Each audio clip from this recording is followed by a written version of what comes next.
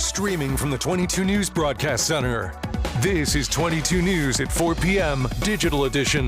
Hey, I'm Nick Oresco, and thank you for joining us for 22 News at 4 o'clock on this Wednesday evening. We'll get to your top stories in just a moment, but first, let's check in with 22 News Storm Team meteorologist Alexa Bianco in for Brian Lapis today. A nice, warm evening commute out there. Yes, it's in the 80s right now. It's pretty nice. Did you get to enjoy the day before you came in? A little bit. A little bit? Now we're inside. Now we're inside, just a little bit. But let's take a look at traffic right now. So we're seeing, going up the Pioneer Valley looks pretty good right now. A little bit in going Holyoke, a little bit of traffic here, but that's probably just due to some afternoon traffic. However, in East Springfield, going on 291, there's a little bit of bumper-to-bumper traffic there. Overall, pretty nice out there. Weather conditions-wise, it's also pretty nice out there. Temperatures, again, in the 80s, 81 in Springfield, 80 in Westfield, 80 in Orange as well. Pretty nice out there. Clouds and radar. We do see a few clouds right now. Overall, though, that's going to clear out. Mostly clear going into the rest of the afternoon. Even into the evening, we'll take the sunshine. We'll track you. We'll show you the rest of it on the 22 Storm Team Skycast.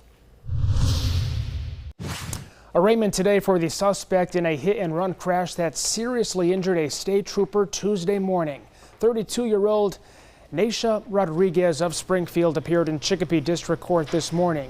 She is charged with operating under the influence, causing serious bodily injury, misleading a police investigation, and leaving the scene of a motor vehicle crash causing personal injury.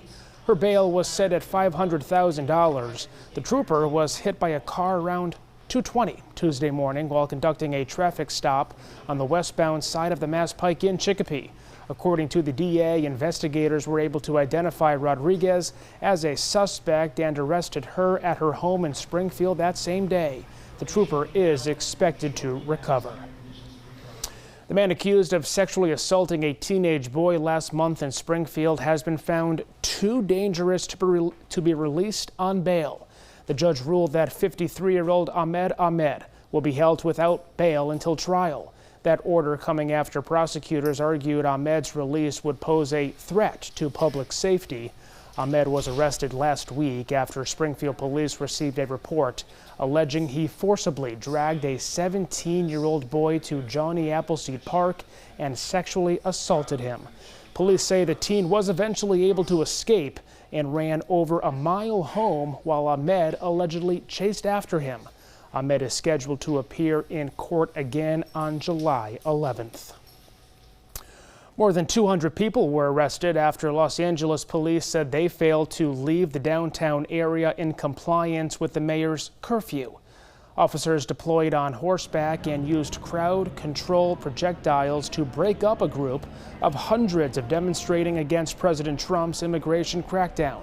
Democratic Governor Gavin Newsom earlier accused the president of drawing a military dragnet across the nation's second largest city with his escalating use of the National Guard. He also deployed Marines, though none were seen on the streets Tuesday.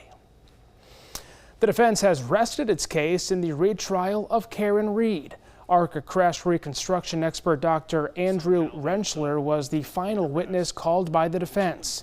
He was initially hired by the federal government prior to Reed's first trial to try and determine whether the injuries suffered by John O'Keefe could be inflicted by Reed's SUV. Rentschler testified there is no indication in any of the work he did or his review of the records that O'Keefe was struck center of mass. A couple of reasons. It shows there was extensive. So again, if you're struck on the corner by the Lexus, the dummy goes straight back in line with the vehicle.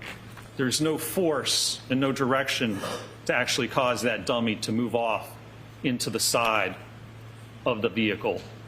So you can't be hit center of mass with the vehicle going straight back and somehow end up 10 or 20 feet to the side of where the vehicle is traveling.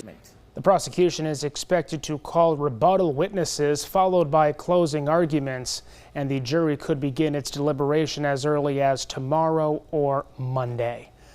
Okay, let's check back in with Alexa Bianco. Warm day today. We expect it even warmer tomorrow. Yes, we're going up into the mid-80s potentially, but lower 80s to mid-80s is going to be pretty nice tomorrow. Plenty of sunshine still. Hold on to it since we've had that rain, and we don't want that again, do we?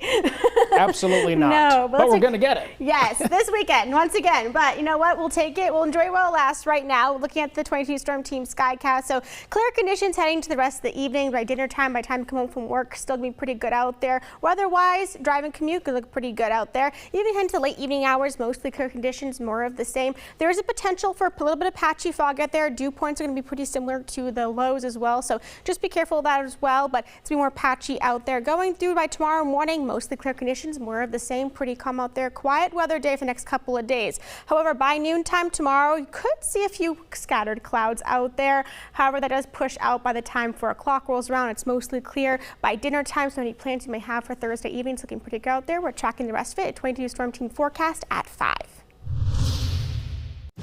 Brian Wilson, influential pop music pioneer and leader of the Beach Boys, has died. He was 82. Widely considered one of the most gifted singers, songwriters, and producers in the history of American pop music.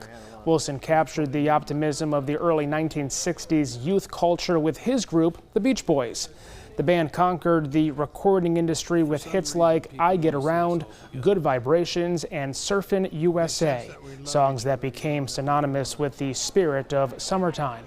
Wilson also produced the landmark concept album Pet Sounds that helped cement his legacy. His family did not immediately specify a cause of death.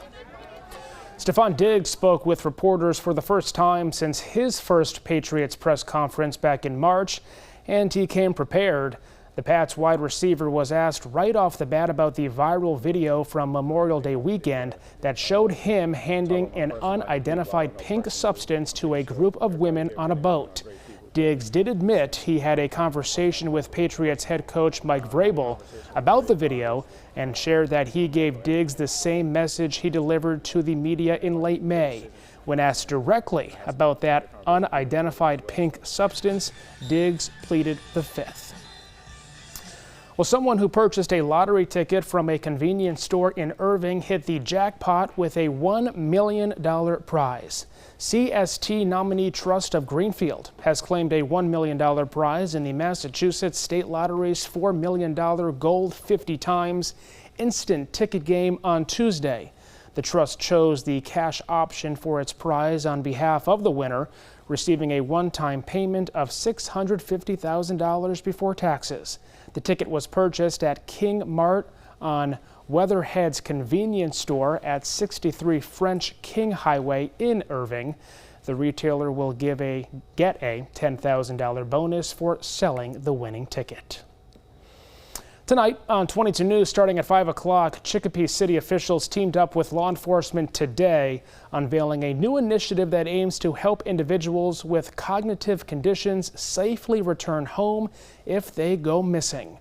Plus, the Westfield Starfires are helping some local middle school students grow their interest in STEM. We'll take you to today's demonstration. And the Ronald McDonald House of Springfield is getting a new roof, all thanks to a partnership between two contractor companies. Alexa. Yes, taking a look at traffic right now. We're seeing a little bit of bumper-to-bumper traffic in West Springfield at the moment. However, things look to be going pretty smoothly, going up the Pioneer Valley and even on the Pike. A little bit of traffic as well, going towards East Springfield, going to 91. Other than that, it's looking pretty good out there. You can see the latest updates of traffic on Mass 511 and on the Twitter page for Mass Transportation. And updates anytime at wwlp.com, the free 22 News app, and the 22 News Plus app, where you can watch our newscasts live and for free anytime. We'll see you tonight, starting at 5.